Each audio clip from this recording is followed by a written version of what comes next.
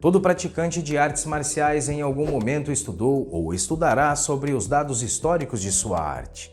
E para quem é praticante de Taekwondo, por exemplo, é comum normalmente encontrarmos textos ou publicações que associam sua origem a um período em que a Coreia vivenciou.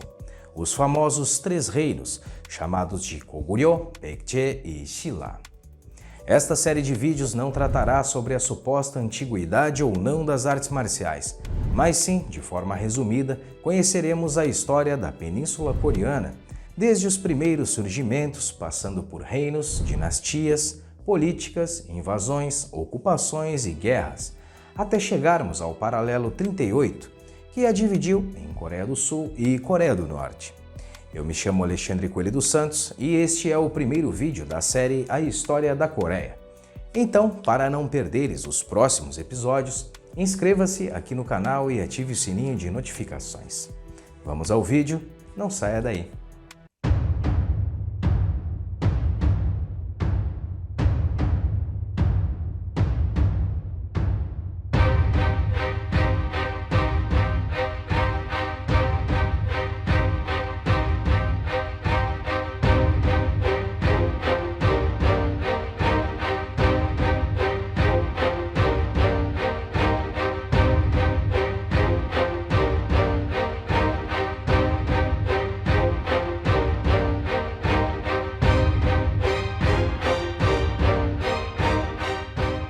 A Coreia não foi fruto de grandes descobrimentos como o Brasil, e mesmo sendo difícil precisarmos quando que o povo e a nação coreana surgiu de fato, dados arqueológicos apontam que por volta do ano 8000 a.C., a região onde hoje é a Coreia já era habitada.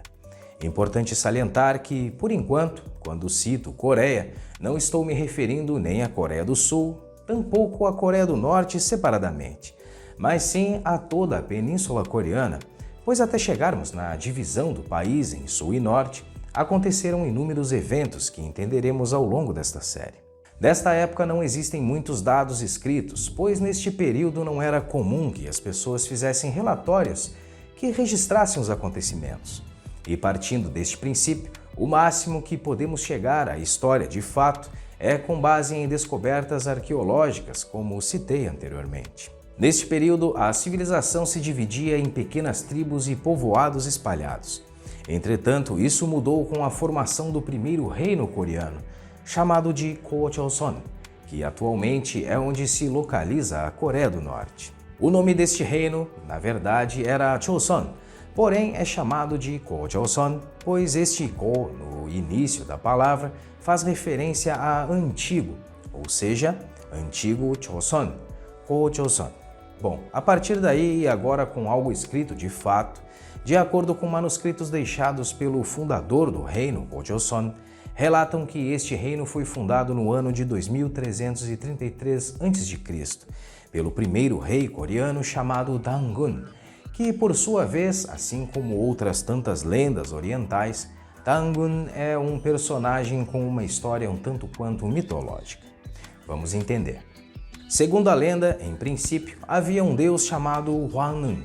Certo dia, quando ele desceu à terra, exatamente no Monte Paektu, que é a montanha mais alta da Coreia, ele encontrou um tigre e um urso, e ambos, na oportunidade, pediram ao deus que os transformasse em seres humanos. Por sua vez, após pensar em uma forma de atender a este pedido, o deus então lhes disse: para vocês se transformarem em seres humanos, terão que passar por um período de 100 dias em uma caverna escura, e durante este período só poderão comer alho e arbustos.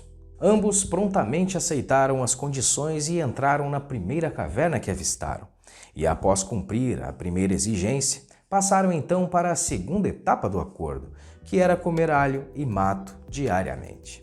Com o passar do tempo, sem aguentar mais aquela situação, o tigre acabou desistindo. Abre aspas. Eu desisto. Comendo alho deste jeito, ninguém vai aguentar meu hálito quando eu me transformar em humano. Fecha aspas. Então o tigre saiu da caverna e foi embora. Em contrapartida, o urso persistiu com o trato e seguiu com o seu objetivo, comendo alho e mato diariamente. Chegado o tão esperado 100º dia, o grande milagre aconteceu. o urso se transformou em uma linda mulher e, ao sair da caverna, lá estava à sua espera o deus Hwangnan. Bom, neste novo encontro, o deus e agora a linda mulher acabaram se apaixonando e, como consequência, casaram-se. Deste casamento nasceu um menino chamado Dangun, que veio então a se tornar o primeiro rei coreano.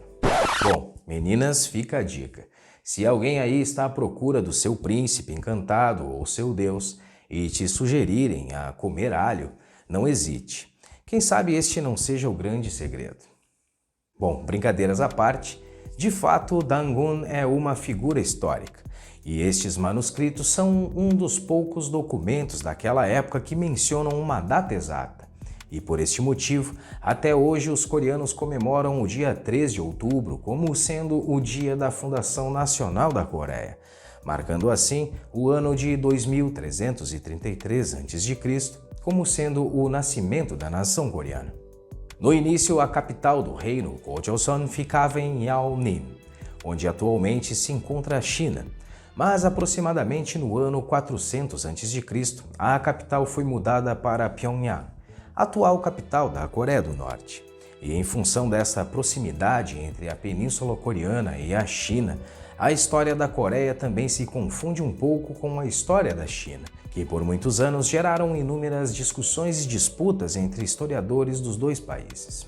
Como vimos, no norte da península havia o reino Gojoseon. Já na parte sul, havia o que era chamado de Estado Jin. Este estado não era propriamente um reino unificado, mas sim um conjunto de pequenos estados que existiram entre os séculos 4 e 2 a.C.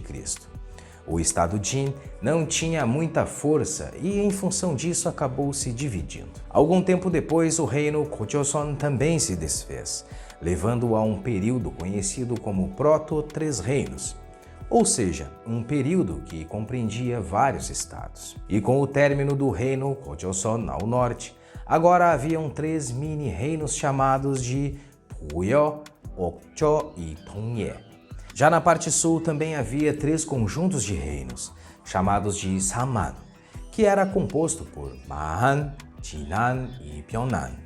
E acredita-se que esta divisão aconteceu entre os séculos 2 a.C. até mais ou menos o século 1 d.C. Neste momento começa um período muito importante e duradouro na história da Coreia.